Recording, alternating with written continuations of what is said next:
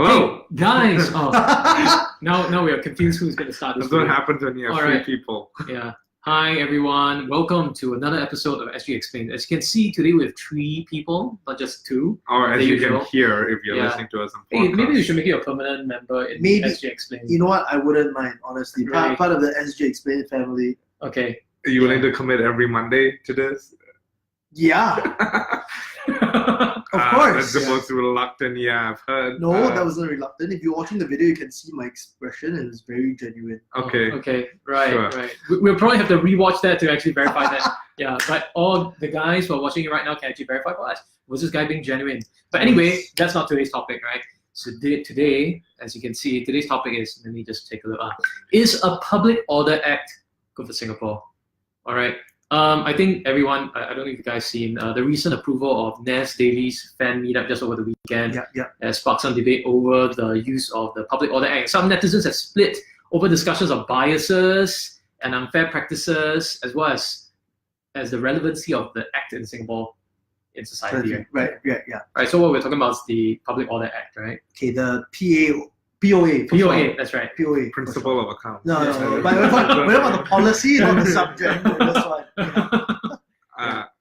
So I assume you got me on because you know I'm quite a troublemaker. Yeah, we got you Actually, because yeah, you're like an artist and I'm like Nas Daily. I do like YouTube. I do like video Yeah. stuff. Well, Willie and I have been trying to bring guests onto our show, and when we did this, we were like, let's find a protester. And Willie immediately said, oh, let's get Elliot. Oh yeah, that's right. Right. I'm 100% a protester in my daily life. Yeah. Yes. This is publicly consumable, so anyone who is listening to this now has you on record saying Say that. I'm a protester for Yeah. life. Yeah. Um, Great. But yeah, I mean, what you were talking about, Nas Daily, the Singapore Police Force actually commented that the whole event was non-cause based, right? So that's a very important term, this whole idea of cause based and non-cause based. Yes. And they basically said, other non-cause based events have been held outside of the Speaker's Corner before without the need for a police permit in the past, although the examples that they cited were Chris Hemsworth. Hemsworth. Yeah. I don't know why my list came out. At the Marina Bay Sands and Fan Wong at another celebrity event. I'm not sure if those are exactly what people were comparing this to, but Well, unless of course Fan Wall has a cause. it's the cause Not really entirely sure. For Unless we're talking about the Fan Wall improving cause. the money in Yeah. our bank account. Hopefully. Yeah. That's the cause I'm willing to fight for. Yeah, I mean, I think everybody's pretty divided in this area. I mean, there was an activist, quite prominent, right, Kristen Tan, Kristen right, Tan, yeah. who gave her views on her blog that, quote, these are all activities that NAS can and should be able to do, all right, so she approves it. But speaking of the NAS meetup, further adding that the issue is who isn't allowed to do these things rather than who is allowed. Right. So I think that's where maybe that's where the debate might be. I think a lot of contention that we're going to discuss today will be around that, right? Like, what are the limits or what are the premises of what we can or cannot do?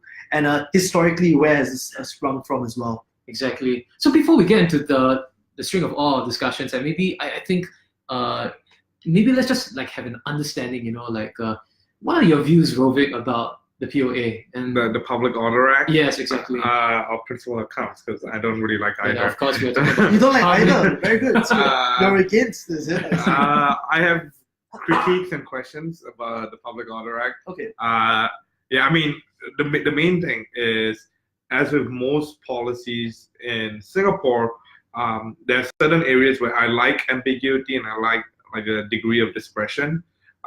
In this case, I don't. I want it to be very clearly known what exactly is not allowed and what is allowed.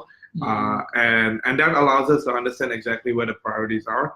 I think with a lot of the definitions of the Public Order Act, which we'll probably jump into later, we'll see that there's a lot of ambiguity that allows for interpretation based on, someone's decision at that point in time. So definitely somewhat not too agreeable with the public order, or rather you have certain misgivings or maybe some critiques about it. Yeah, and I think that also stems from a deeper belief in the role of public involvement in activism, as well as people being able to have a voice in Singapore, and how that should and should not be restricted from looking like.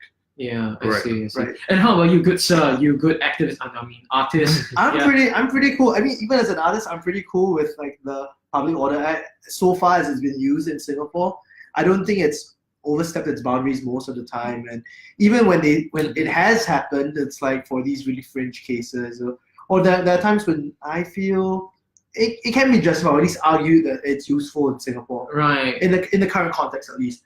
Okay. Yeah. So I do understand where you're coming from, Rovik, like in the sense that We haven't even started. He's already conceded. I think your position where ambiguity is concerned, like totally I get it. Like sometimes I don't like ambiguity and it kind of scares me because that means people can like argue for a certain way even though it's not clearly stated in the rules.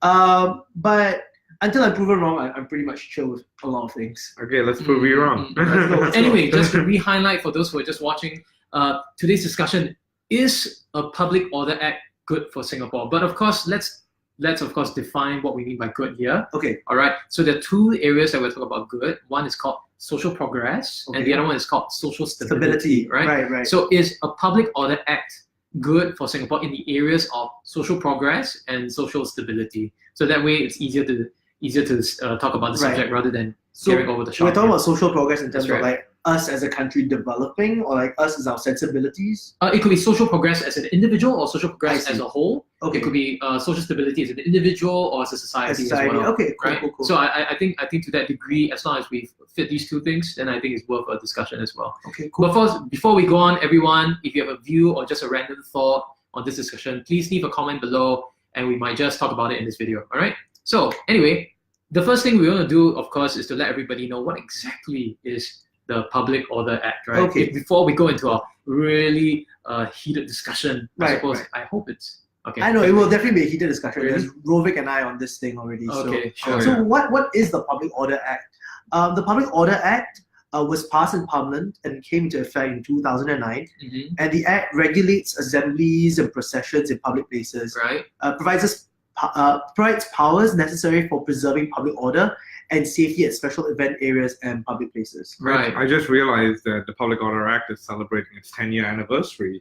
Public Order Act. Yeah, just right. 2019. actually. Yeah, what a way Big to fan, big celebrate. fan. 1 decade of power. Is great. So why do we need the Public Order Act?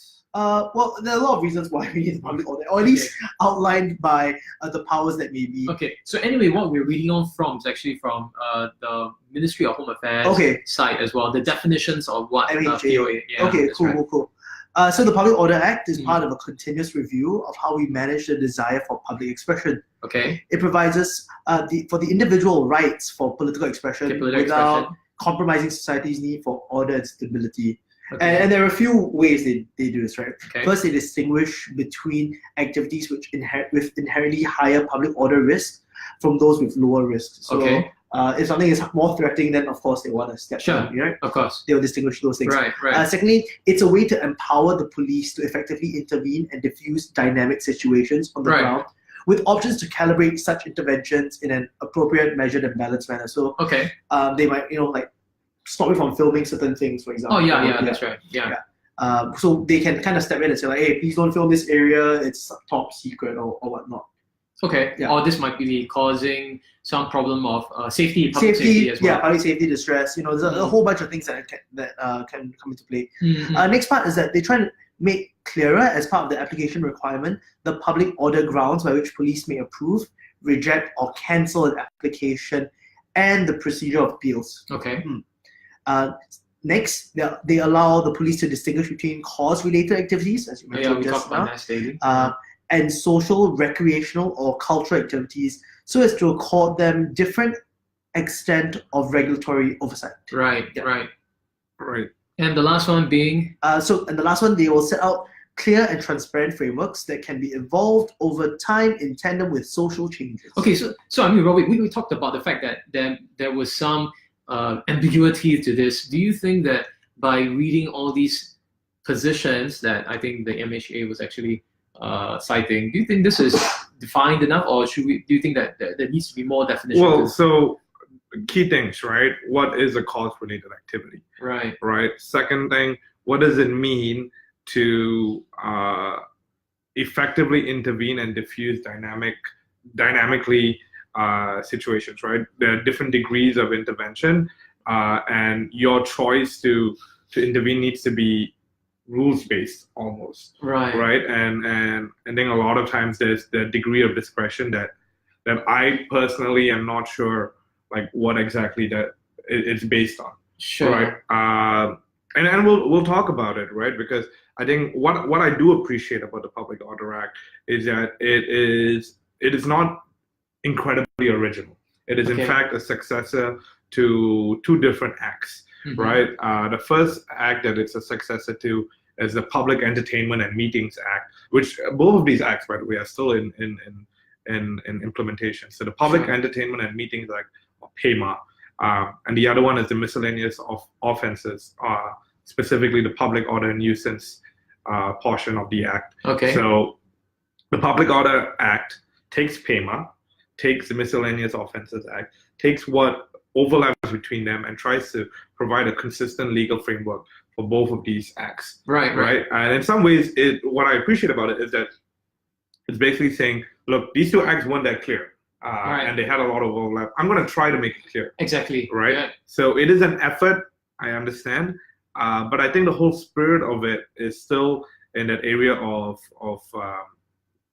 discretion being held by a certain few that I don't really think is what a country needs with some of these things, especially when they say, you know, one of the last things in the pointers is that it sets out a clear and transparent framework that can be evolved over time in tandem with societal changes. Right. What are the triggers for these societal changes? Sure. Right. What are the triggers for these revisions? So in that sense, I mean, before solutioning is, who do you think should hold the keys to then to determine this exactly? Then, who would be the best agency or person or society? Oh, I don't even think this act should be in place. Right. So the question is a non-question because, like, I don't think someone should be deciding these things. I think there are certain hard lines that I agree why the Public Order Act in spirit should exist, and the key one that they have described is the terrorism prevention. Right? Anything that prevents terrorism, anything that prevents acts of violence, explicit hatred. I think those are clear things that honestly are already protected under the Public Order and Nuisance portion of the Miscellaneous Offences Act. Right? Again, the main reason for the Public Order Act is to provide a legal framework for the police and for authorities to basically be able to provide to say yes or no to certain events being held, specifically cause-based versus social recreational events. Right?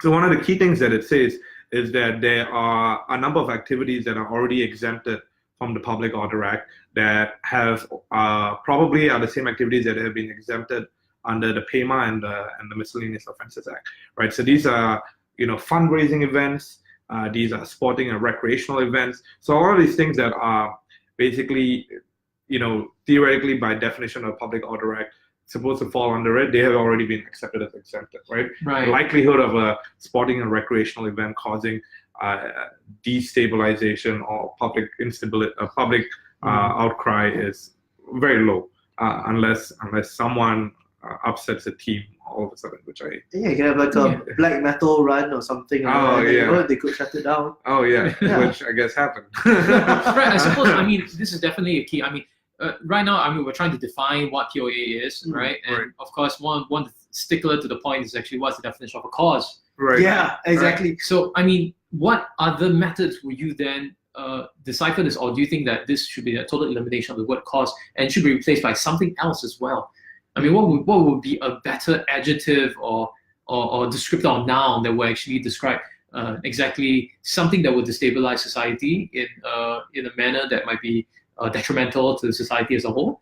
I suppose that is also very difficult to it's very pin down. Yeah. And I think what's interesting about this is that I agree with Rovik. Like the spirit of this act is very much necessary for the current times we live in, where things can be quite volatile. And when we look at somewhere like, let's say, the US, where freedom of speech is like, it's a given.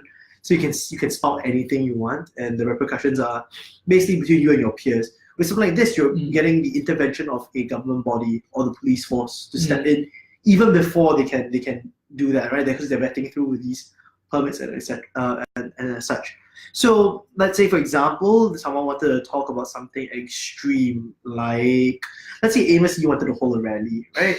Sure. Right. I mean, this act itself could step in and say like, no, we won't allow Sure, I mean, that to happen. he could hold the pro-pedophilia. Yeah, prohibiting like a gathering of like-minded individuals, like Right. you could name it whatever you want it to be. Right.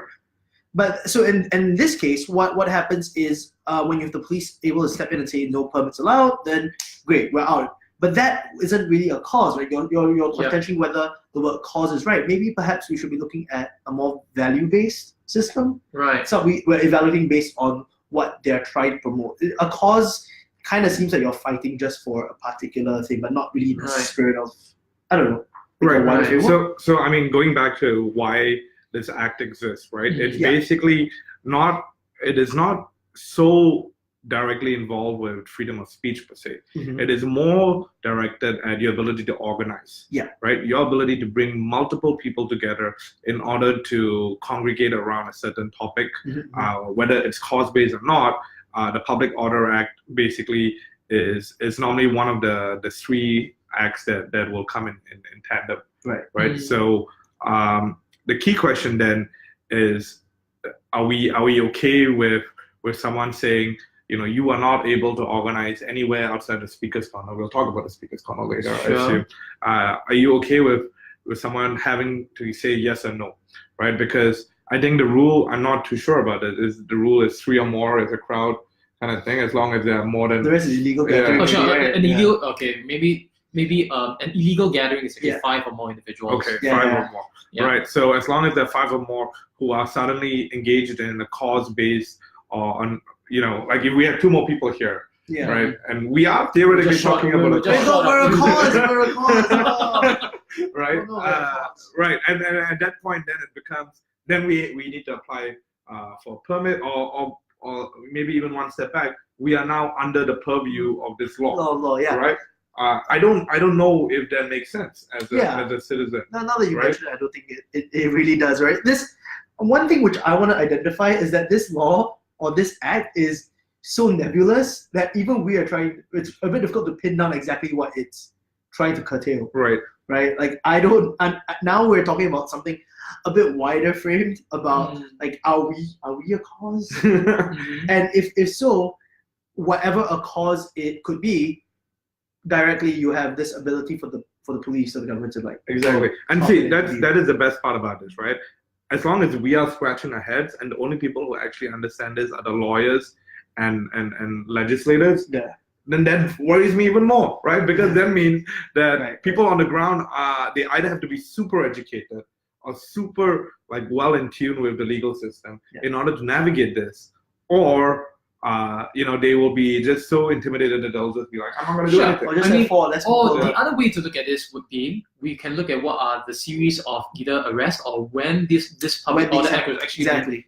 used or utilized. That way will be an easier understanding of exactly how that usage will then translate to what exactly might define it. I disagree. I think if you just look at the track record of usage, that doesn't really prevent its potential future usage for anything else that could be defined under it. Yeah. Right? You're basically Hey. saying, person X has been using it for a reason past 20 years, but theoretically, just because they haven't used it for reason B, that doesn't mean they won't use it for reason B.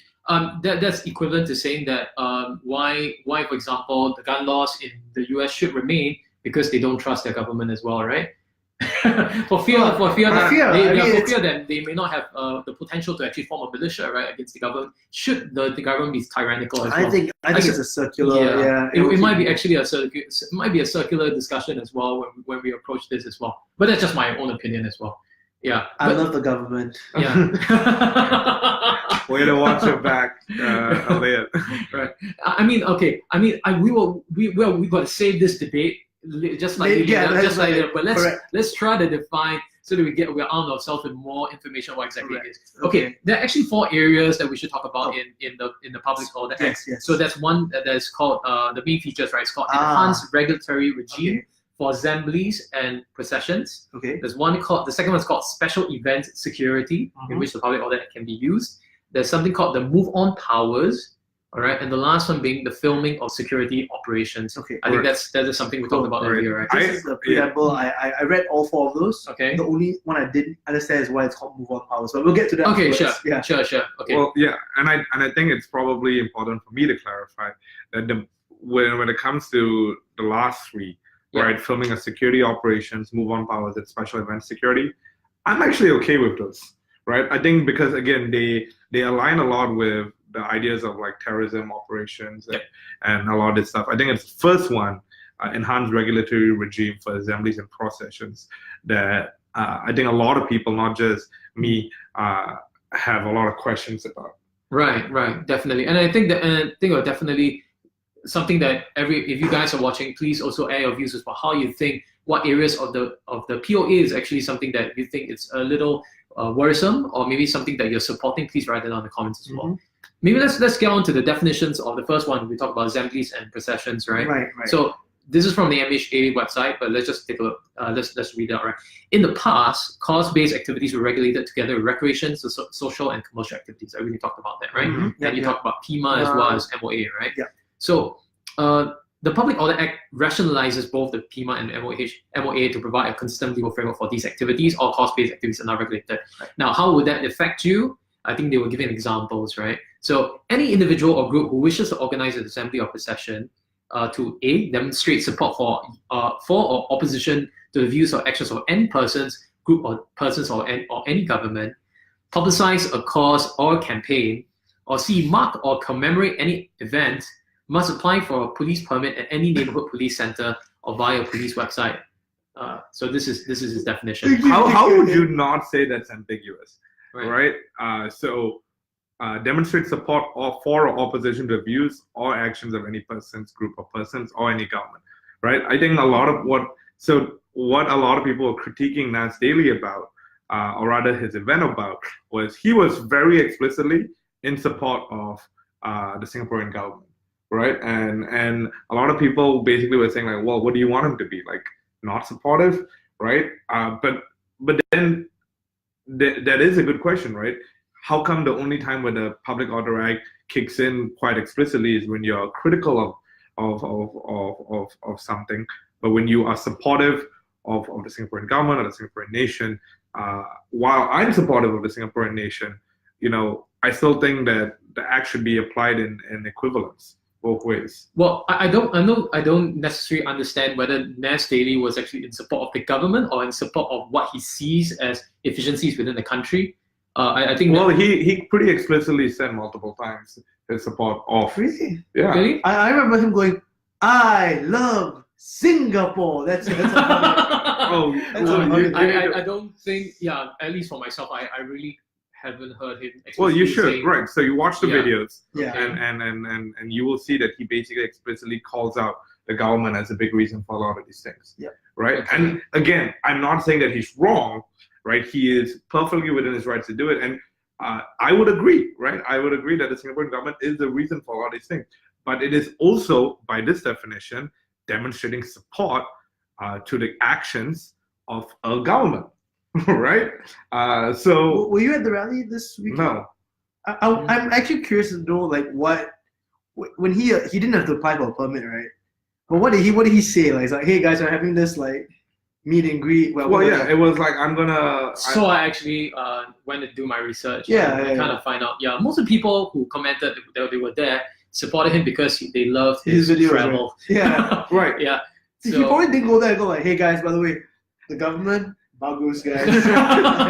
yeah. Probably not, right? Yeah, I don't think he did that. I'm gonna call it, at least for the news report. Right. Again, I'm not critiquing. I'm critiquing the arguments that were brought up. Right. So whether or not he did that is one thing, right? But basically, people were saying, even if he was supporting the government, he shouldn't have to apply for Public Order Act, right? Okay, Regardless sure. of what he actually did, Okay. right? The rhetoric of it. The rhetoric. Yeah, the sure. rhetoric of it. So- I get so- it. I get it. So that is what I'm calling out. I'm calling out that basically people feel like that is a thing over here, and that ambiguity again, It goes back to Right. this, right? It's the ambiguity. It is the prevalence of the use of the act for a certain set of cases rather than the other. That is where I think a lot of these issues for Right. me are. Sure. I mean, let me ask a question because this is something I'm unsure. Mhm. If I were to hold a rally against an order or a cause within Hong Lim Park, for example, the Speaker's Corner, is that allowed? Without a permit, yes. Without permit, So it's allowed. Speaker's Corner, yes. Okay. You are allowed to. I think we should pull out the actual material, but I think as long as you make the request within 30 days of your event, Right. all you have to do is to just notify them, Okay. and you don't have to ask for a permit. There's no go no go kind of decision. Okay. As long as you're not inciting violence, as long as you're not trying to create any kind of racial or religious. So like harm. Pink Dot is perfectly cool. Yeah. Like, As long as you notify them. it's all Yeah, okay. right? But Yeah. it is so that is also where there's a bit of ambiguity. I'm not too sure because I think the area where it becomes relevant is there is an indirect relation to religious belief, right? So actually over here, so a number of activities are exempted under the Public Order Act, Okay. but there are two sets of activities that will never be exempted, basically. Right. Right. The first is anything that relates directly or indirectly to any religious belief Okay. or any matter which may cause feelings of enmity, hatred, ill will, or hostility between different racial or religious groups. Mm. So directly or indirectly is the main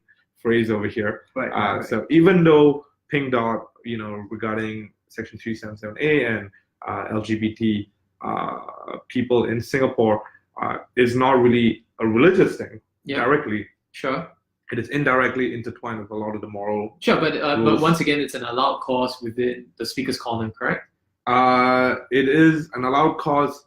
Yeah, so I actually don't know if there was a permit needed. I know that Okay. Hong Lim Park. So But anyway, it was held in Yeah. Hong Lim So I Park. mean, Right. yeah. So it went through. It went regardless. through. Right, Yeah. right. Right.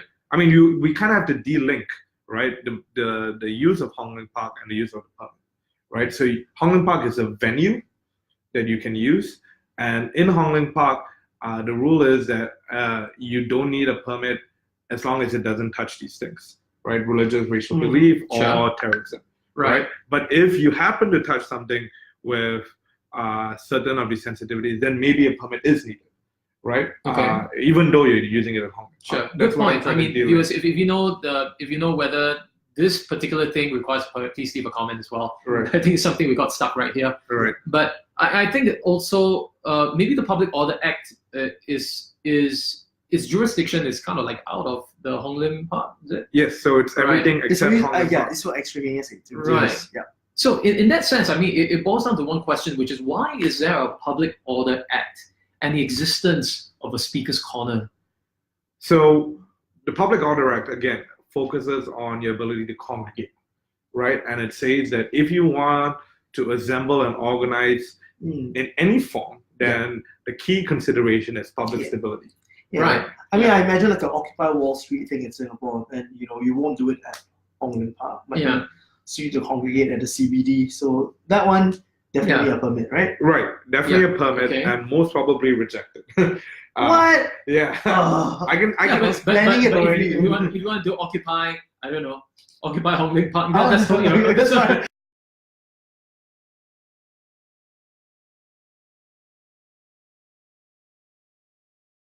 of life. Yeah. Yeah, Right. sure. Which in your view may be the very intent of it, right? Disrupting public way of life is the only way to call attention. Oh, not me, dude. Not me. Now, Don't stop. well, projecting. hypothetical Occupy Yeah. Wall Street leader. Yeah. I might. Ellie So, Tan. so let's say I was to do it, then it would be rejected on the grounds that it is disturbing the everyday life of Imposing Singaporeans. other Imposing people. other people. Yeah. Right. Right. Yeah. Okay. So public stability. So Right. okay. Right. So it goes back to why such congregations are useful for Right. for civic discourse, for a citizen's ability to derive meaning in their democracy, right, and all this kind of stuff. Because if you're able to organize and bring people together to talk about something, then that is your way of getting people to advocate, getting people to show support and demonstration Hmm. towards a certain value. And if all of that is congregated within one space, even though it may be more appropriate for a different space, right, then then that is again another critique I would have of such an act. I Right. suppose I come from another view, which is the availability of resources. Yeah, Which the is, pragmatist. Okay. I mean, if Typical really. yeah, if there were multiple protests going around in Singapore or multiple causes, there's being proved, right? Yeah, not protests. Just causes. Just causes, Just right? Just causes. causes, not protests. Just Yeah. causes, multiple causes, and assuming they become more dynamic in nature, and we're just using the terms right here. Yeah. More dynamic in nature. I suppose the question would be, what would the availability of public servants to actually handle such issues, or public servants actually handling all of these Right. different groups are sprouting out from different locations as well. I think this might actually be a situation of resources, and I'm not sure, but I'm just guessing. I mean, that's in a hypothetical world. Yeah, so Because I mean, how many because protests would have it? if you have a cause and it's allowed to be spoken, Yeah. and you can actually speak it at a designated area, Yeah. is that really a limitation of speech? Oh, so that's one thing.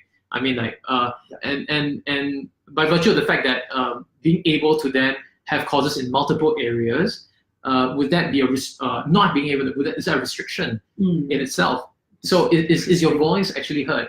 Yeah, or is like you mentioned, is the ability to inconvenience other people, impose people simply because to gain attention a necessary act to for example to air your views, right? So I think my view is that it could actually be an issue of resources, availability of resources. Yes, Yeah. but then again, we need to remind ourselves that if the issue is a resource constraint, then what we're also saying is that then those who are unhinged by some of these constraints, right, are the only ones who are able to demonstrate their views, right? And in this case, these are people who have existing platforms, people in power, people who have institutions behind their back, right, rather than the people on the ground, right? And I find this resource argument slightly privileged in that sense, where basically it's saying that just because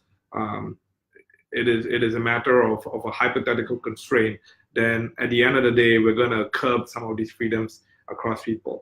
I get it. I get it in Singapore, especially with our concentration and with resource constraint is like a term we grew up with, right? That it is something that we always have to deal with. But I feel like a lot of these things end up biting the people who do need such liberties at the end of the day. I mean, once again, the liberties are also being expounded in a location. But anyway, I think let's get back to the next definition of the POA, and then 3 more. The next application. The next application. The next application actually is called the Special Events Security. If you think that was actually kind of like iffy, then maybe the Special Events Security might be. Well, this makes He loves sense. this one. He loves this one. Okay. This to me makes sense, Okay, right? So basically, in the current security climate, all major international events are likely targets for terrorism. Sure, Okay. Mhm. accepted, right? As Singapore plays host to a lot of these events, the priority is to ensure the safety and security of delegates and the public during such events. You know, it's a credibility, safety Sure. kind of thing. Sure. So what happens then is if under the Public Order Act, the minister can basically say this event is a special event. And once it's declared a special event, then the police are allowed to exercise powers to preserve public order and safety, meaning that any kind of congregation or any kind of like assembly in these areas are prohibited, right? So what the MHA says is that only major events that are national importance will be declared as special events. But if such an event is declared, then the police are able to exercise enhanced powers to preserve public order. So that means they can prohibit certain items, they can stop and search, they can make arrests, carry out security screenings, and request reasons for entry and deny entry. So a lot of this is again in the spirit of maintaining public order. Right. And yeah, the commissioner of the police has the power to issue directions to event organizers, you know, within a special event area, to take steps to facilitate the security of the area. Right. Okay. So I mean, this to me is quite straightforward, honestly, compared to like the first one, which is like trying to outline the perimeters of what can or cannot work. But this is just like, if shit goes down, we're going in, right? right. All right. Like, let's layman term this thing down. So this is agreeable for you? Yeah, that's like It's not even shit if shit goes down. It's if this is a big event, we are going to be extra precautionary, Yeah. and that is part of our powers. Okay, Yeah. Right. okay, sure. if there's potential for shit to go down, we'll be there. Right, but I mean, this makes sense. This is like thing about NDP, right? You want to be able to have like protocols and barriers to prevent Yeah, for sure. to enhance your security. And I think the powers that they have described there, as far as I can read, I'm not sure if there are extra powers that because basically it says able to exercise enhanced powers. The only powers that they do read are prohibit certain items, makes sense. Stop and search, slightly arrests. bordering, but okay, Yes, sure, I'm yeah. still okay with it. Making arrests, carry out security screenings, makes sense, and request reasons for deny and deny entry. Sure, right? Because I mean, if you're going to the National Day Parade and you look suspicious, I would want my police to be able to say, stop, I have the power to search you Yeah. and see if you are carrying anything illegal. Yeah. Okay, Right? sure. So yeah, I'm okay Yeah. with this part of the public order. Great.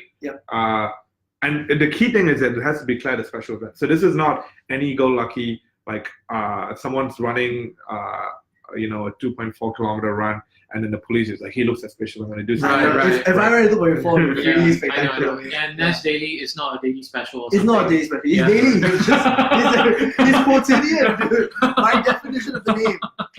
Right. Okay, that's great. I mean, seems like we have no problems with the special events. I mean, if the viewers have a problem, please actually leave a comment. Yeah. Let's go on to number Number 3. three, All right, yeah. number 3. I'm glad All right. to agree on that one. Yeah. Okay, this one. Maybe I can try to explain this. All right. Yes. Move on powers. All right. So let's read this up. Okay. So in dealing with public order incidents Mhm. under previous laws, police had 2 options. Right. So this is talking about the past. First, to observe and warn the person that he has committed an offense, but follow up with a post-event investigation if it's not a seizable offense, which means that Not directly against Hey. the law. what are you doing? Okay. We talk about it later. That's essentially what it is. Great. That was some great reenactment. Yeah, exactly. Okay, fantastic. And the second is to arrest the person if his actions amount to a seizable offense. Yeah. Makes So, sense. so this actually is very limiting in nature. Mhm. So what happens is the first option is unsatisfactory as it essentially allows an illegal situation to continue and presents very limited scope for enforcement officers to stop incident from escalating further and causing further damage. Mhm. If it's not seizable, essentially. So there's some loopholes. And the second option is uniformly tough and gives no flexibility to the police in cases where the person or group does not pose a threat and are amenable to counsel. Amenable. Amenable to counsel. So essentially what happens is that there's something called a move on power. Essentially you're able to move from first order, which is you don't do anything, all the way to the order in which you're able to arrest. Mhm. So it's like a spectrum. Okay. Yeah, so that's what the move on powers essentially allow. Right. Right. So Right. if a person is not a seizable offense but has the potential to amount to something that's dangerous, it could also be actually stopped from doing so. Okay. Right. So how would it affect you? Move on powers are used to deal with public order incidents. Or a police officer of the rank of sergeant or above can direct a person or groups of persons to move out of a designated area for a period of up to 24 hours for offences in the Public Order Act. That's what it can do, right? It can also be used when an offence under the POA is about to be committed, or when an offence under the POA has been committed, but there is no imminent danger or threat that requires an outright arrest. Okay. Right. Now this is interesting. Right. This is It interesting. makes sense. So if the person has already committed an act, but you don't want to arrest him immediately, you can do so. You can just say, just leave or something like this. Or move on. Move on. Yeah. It's called move on. Yeah, move on. But That's right. It's like it's a bit troubling to me though. I don't know if it's for you, but this reminds me of Minority Report. It's like we sort of preempt that something may or may not happen, and therefore take action before that. Yeah. We're so there's projecting. There's a That's right. degree of discretion again Yeah, Right. that we do not know the rules about. Yeah, exactly. Right. This is difficult for me because, having been in some difficult situations before, you can totally see, there are some places where you kind of have to make a judgment call, right? You see certain things Definitely. happening, and there maybe is no precedent, maybe there are no actual rules, and you just have to make a judgment call and say the probability of something happening is 60%, and that's too high for me, right? Having said that, then yes, there's also, what if the person says, look, nothing is going to happen. I promise you nothing's going to happen.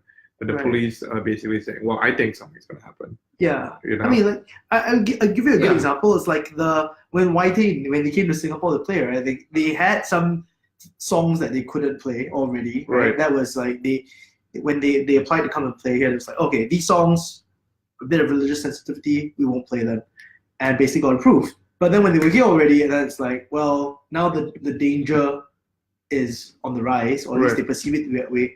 Nothing had happened. No, there was no violence. There was no like metal kids beating each other up. There was no anti-religious slurs or incitations. And yet, boom, it was closed.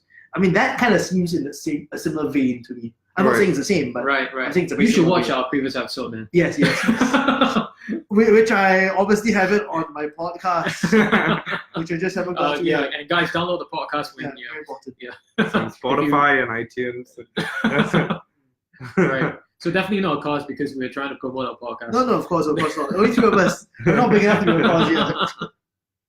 So let me read on. So a move-on order may remain in force for up to a maximum of 24 hours, and it can include a distance and direction a person must move, or a distance from a place which a person must not enter for a maximum period of 24 hours. So there's an effect, which essentially it's within a period of 24 hours. Yeah, right? it's like playing Monopoly, right? Yeah. Don't pass go, don't collect 2,000. Yeah, just stay in jail. Just stay in right? jail. But that's perpetual Oh, that's until you roll perpetual. yourself out. I see.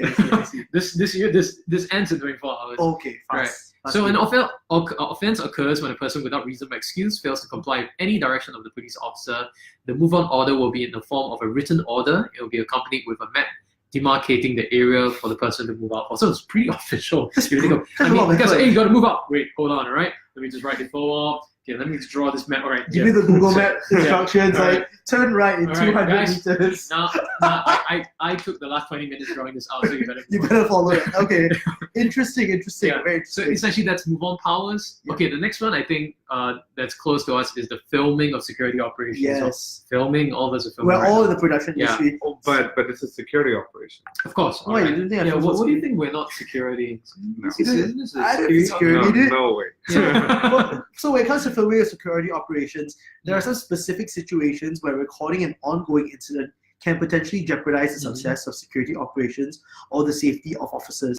For instance, in a counterterrorism operation, real-time coverage of a storming operation can expose security officers and hostages to greater danger, as it can undermine the elements of surprise critical to such missions. Right. So as such, other situations include instances where the identity of an officer carrying out the sensitive covert operations can be compromised by the dissemination of photo or video capture of the operation. Right. Yeah. Actually, this happened in, I think, it's like one of the wars in American wars. Is it? Yeah, where actually there was a news coverage about a potential strike, Okay. and then they watched it on news. Oh, wow. And then Then the enemy the knew enemy about was it. like knew about it, and then Yeah. they basically like, can you stop filming?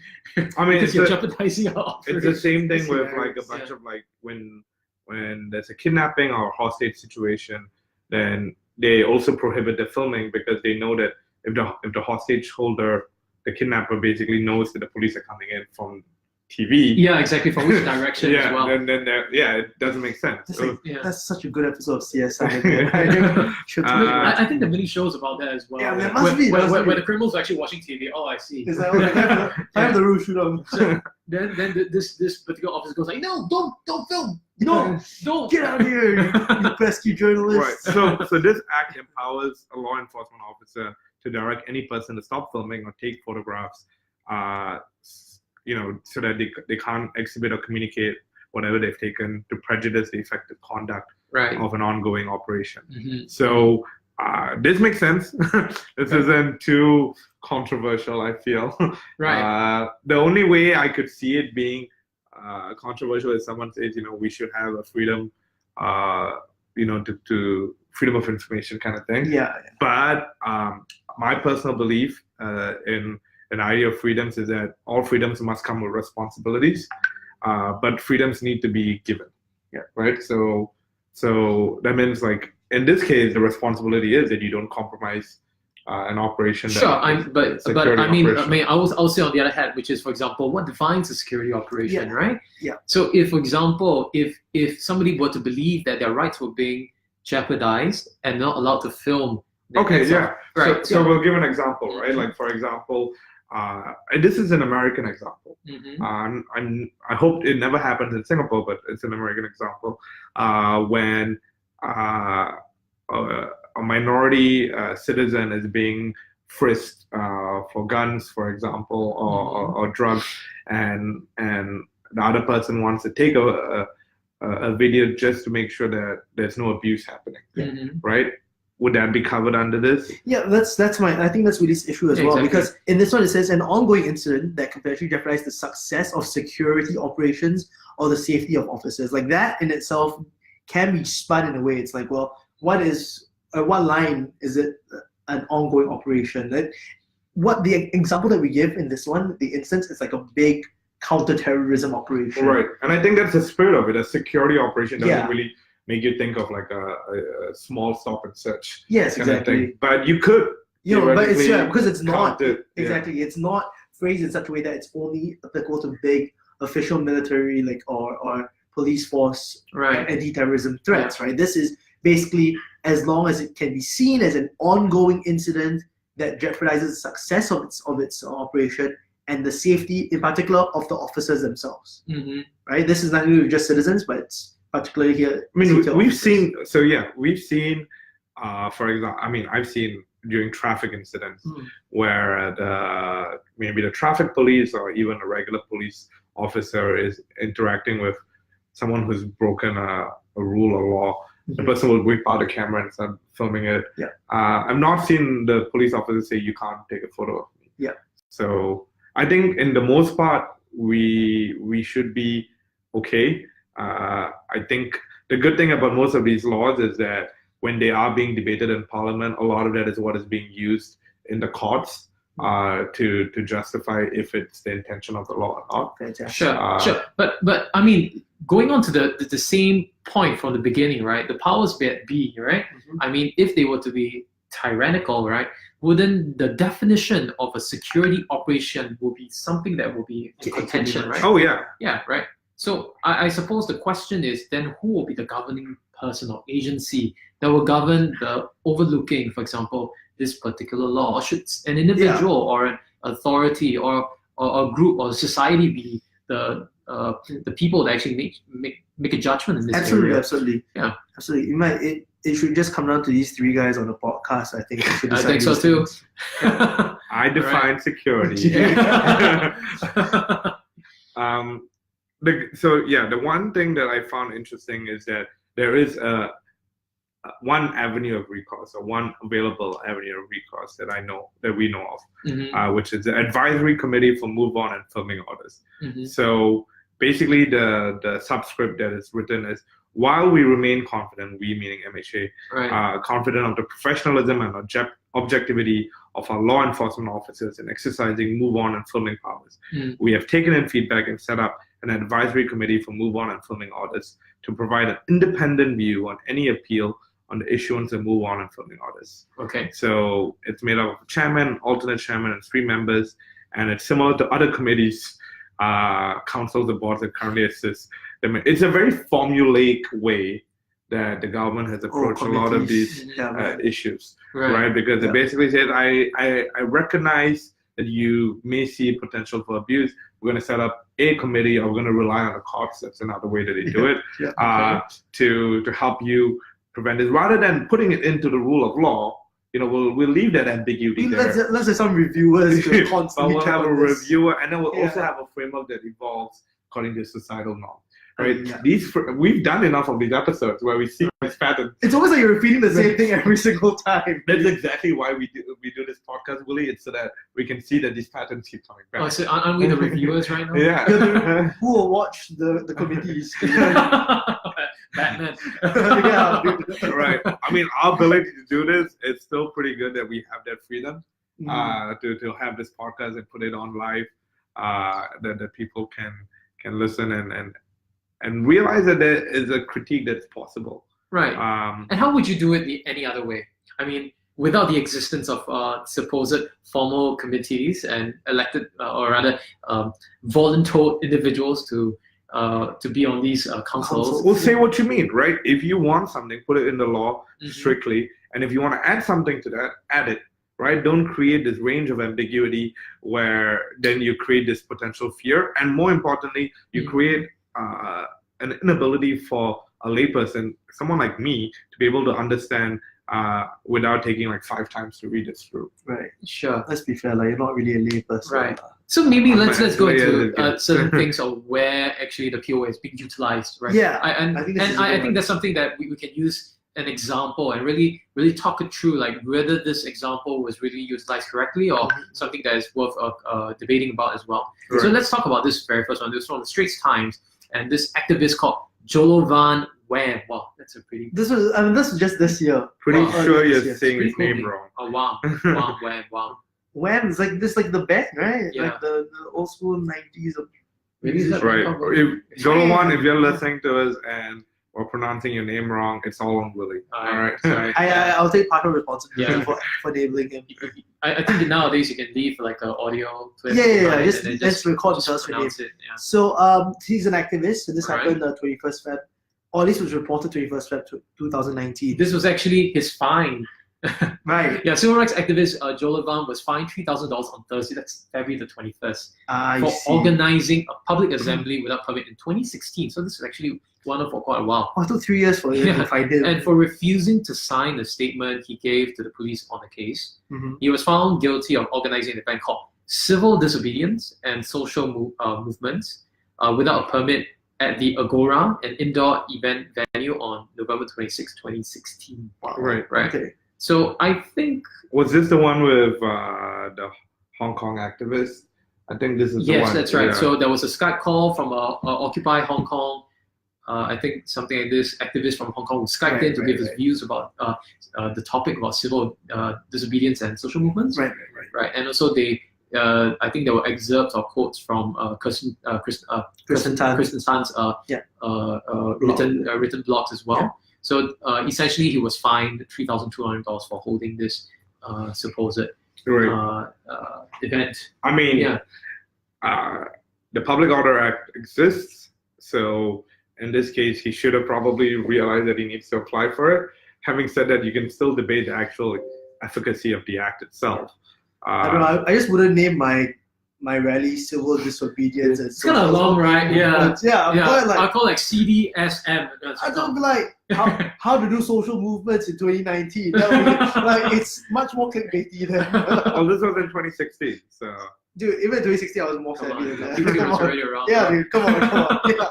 But yeah, no, I think this, like, knowing that there is an act should at least give us a hint towards, like, you Right. have to do, like, as much as we don't like it, Right. sometimes the channels are Okay, the channels. interesting to note.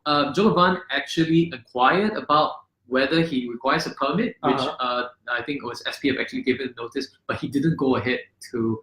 So they said, please apply. Yeah, He's like, I don't know. yeah, Like, forget which it. he didn't apply. Yeah. Okay. So Yeah. which he didn't try to apply. So this is an Let's- interesting point to know yeah. as well. Yeah. And I also feel, I mean, So the question Yeah. is, should, let's say that in the absence of an act, or rather in the Yeah. debate of such an act, would we want him, hypothetically, to be able to organize such an event without needing such permits? I think permits are helpful, at least for scanning and skimming through. And that's just personally like if something was really a big threat and it would be skimmed out by the police first, and secondly, if I didn't think it was a big threat and I got rejected for my permit, I would just go on social media and say like, man, I can't believe this thing got rejected, and see what's the response for that. Right. Well, we shouldn't have to do that. You should be able to have your event, and if you are doing something terrorism related, then it is on the police's job to clamp you But down. how is so it? how are they going to find out? Yeah. Well, also, if you're having a terrorism related event, you're not going to apply for a permit. That's not going to be. But okay, so that's a very extreme case. third thing on That's a your very list. extreme Yeah. case. Let's say I want to do something like something intellectual, Right. like cannibalism in the modern day. I mean, it's not extremely like out there, but it could be a threat if you go like, technically, let's say we did something like, technically Singaporeans are 20% tastier than Malaysians, Dude, I mean, people come up with these kind of crazy stats. Okay, how do you Is know? that would you say that's a threat to like stability?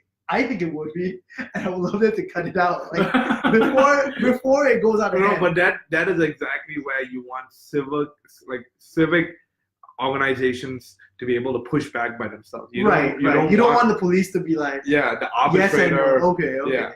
of such things. I'm very cool with the police arbitrating. man. Wait, so you're saying that the people that should be monitoring or mediating such a situation is essentially some level of civil discourse. Yeah, Yeah. I think he's talking about like from the ground up sort of like response and balance and check. Because it is also through that you get to reflect societal norms, right? Okay. It is when people are able to push back against one. Okay, I I find that if Joe Levant actually tried to hold this event in the speaker's corner, it'll be approved. I think if you apply for it, it'll be perfectly fine. Yeah, I think that, Well, no, yeah. So if he applied for a permit or he went to the or speaker's, notify, notify. he would have gotten approved. Exactly. My debate is whether he should have. Even needed one in the first place. Is it good?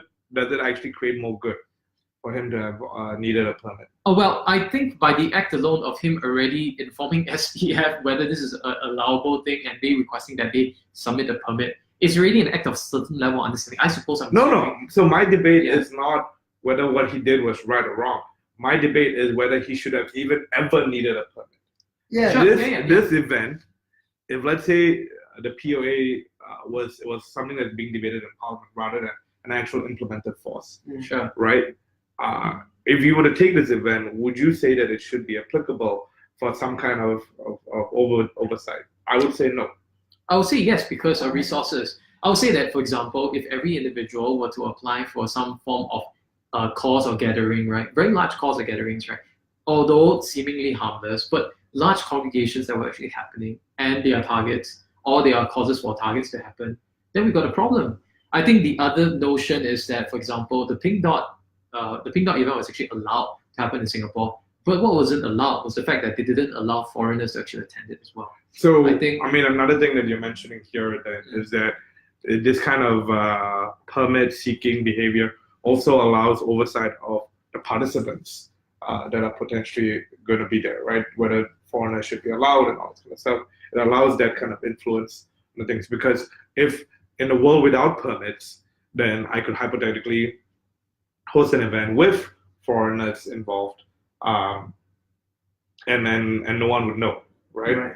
I mean, if it's a large body, I suppose yes. If you have a wine and dine with friends who are a bunch of foreigners, not non-Singaporeans, yeah, I think that's fine. But I think if it's a large movement of individuals, like for example, you had like a bunch of people flying in from different countries and then like holding at a rally, I think that would be something that may cause quite serious issues because this is something that's very difficult to manage as well. Yeah. And I think that will go down to like the security aspect, not so much the value aspect of these things. Yeah. I would be concerned if, let's say, Amos Yee held a pedophilia convention and everybody flew in and everyone came in. No, and not just everyone came in, but like it just became this. If I didn't need a permit, then we would have. Yes, I'm sure there'll be some public pushback, but there will also be some level of influence that happens that was not prevented. Okay, so can we accept, for example, that cannibalism and pedophilia are two things that we don't want in our country? That let's say 95% of our citizens, do we think that 95% of our citizens would say we don't want cannibalism and pedophilia? Yes. Okay. Then let's put that on the law and say any event that encourages cannibalism and pedophilia are not allowed. Okay. Don't leave ambiguity. Like yeah. And I suppose So what I'm saying is, do you think something like civil disobedience and social movements should be on the same list? I would say that look for example. Well, say yes or no question. I think this question is more dynamic. Let me give it a view, right? For example, do you think society should accept LGBT, for example, very sensitive topic right now? Right. Okay. I think there's a recent poll as well done by Singaporeans, right? Right. And a lot of individuals say that Singaporeans, or maybe certain individuals from Singaporeans, aren't very progressive because a lot of people in the sample. Let's be very clear. Okay, sure. All right. A lot of people in the sample actually feel that maybe like I think it was 54% of the sample said that they weren't accepting of this, and maybe the remainder, which is 46%, actually were accepting of LGBT, and actually was the older generation. Now the question would be that if we had exacted that into the law, will we have opportunity, for example, to accept LGBT in society? Yeah. So my statement is, if there is a room for discourse, you don't need a permit for it. But if there are certain things that you don't want to have public gatherings on, and put it into the rule of law. But how do you define what is acceptable now and in the future? Well, it tells me what you care about, right? If you are telling me that civil disobedience and social movements are things that people should be able to talk about, then allow it.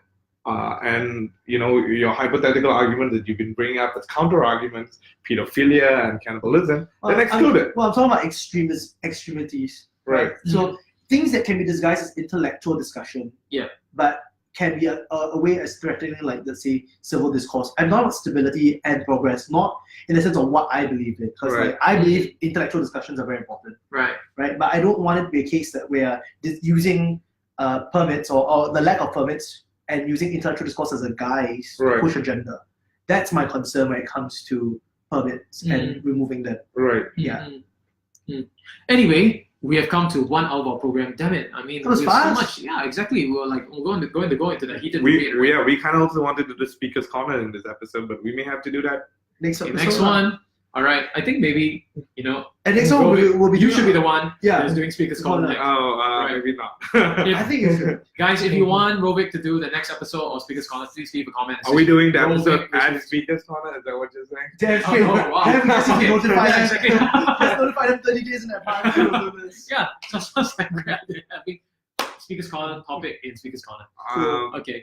No, yeah. If you guys watching or listening have any comments or thoughts about what we've been discussing, please do send us a message. Yes, please. Yeah, we love talking about these things, and we know that there's no definitive answer right now, but maybe there will be in 6 legislative sessions. Right. But And guys, if you want an upgrade for Elliot from honorary member or guest into really like a full-time guest with us, please also leave a comment. Says yes. Send me a message on Instagram so that I know that you're very serious about it. okay, don't follow a shop over here. All right. Cool. Yeah, and as always, leave us a rating on Spotify or iTunes for our podcast, 5 stars preferably, but either way, share and subscribe so that more people can hear about what we are talking about. Right. Besides that, I have nothing else. Right. So So, all right. Thanks everyone for tuning in today. So we'll see you in the next episode of SG Explained. Which will Good be night. next week. Yes. Bye-bye. goodbye.